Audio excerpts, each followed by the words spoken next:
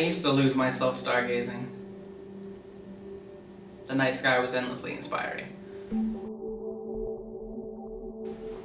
When I was a kid, I wanted to be a truck driver. I know. I always just really liked family road trips. You know, my whole family would pack into this too small little van and we'd go somewhere I'd never been before. And I loved that. My mom used to tell me that the stars were our past family members looking down on us. Yeah, it sounds a little cheesy, I know. But we would sit on the porch and look up at the sky and search for the brightest star. And when we found it, my mom would get so excited and she'd be like, oh, there's Grandma Lola looking down on us. And then she would launch into some crazy story about how Grandma Lola would go to the grocery store and start eating grapes out of the bag before they even checked out. Everybody thinks it's weird that I want kids. I mean, I keep a cactus garden because I know that I can fuck off to wherever, whatever distant corner of the galaxy, and when I get back, my cacti will still be doing their cactus thing. And I guess with my 7-year-old logic, I figured that being a truck driver was basically being a professional road tripper. So it seemed perfect. And it's not really that different than what I'm doing now. I mean, I'm packing into this too small vehicle with my family and I'm gonna go somewhere that I've never been, but more importantly, I'm going somewhere that no human being has ever been.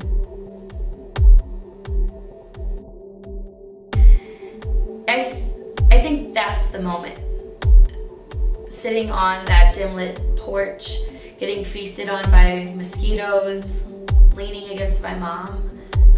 That's when I realized I was supposed to go up there, to space. But, I don't know, I mean,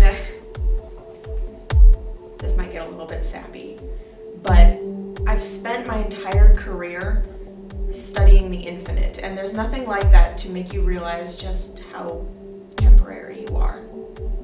I mean, it's not like I want a bunch of carbon copies of myself running around for vanity's sake.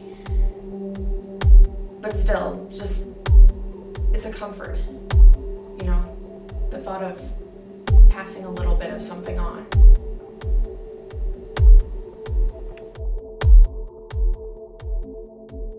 I used to lay on my front lawn at night, reading about space explorers, Hal Jordan, Buzz Aldrin, Yuri Gagarin, Buck Rogers.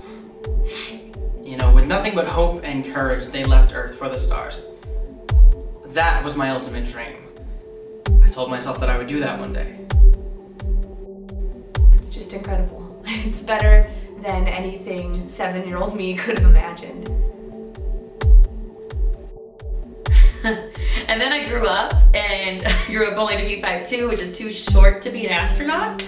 So I did the next best thing. I decided I was gonna send people up there so that they could go to space and be in the stars and say hi to my Grandma Lola. And I guess my mom now too. My freshman year, I enrolled at the National Test Pilots School in California, and I received my pilot's license at the same time as my high school diploma. You learn a lot about yourself up there. And you discover who you are right when you have to pull a jet out of a tailspin moments before crashing to the ground.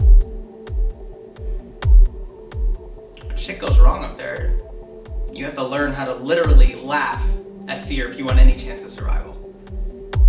But just remember, to actually survive, you have to do more than just laugh.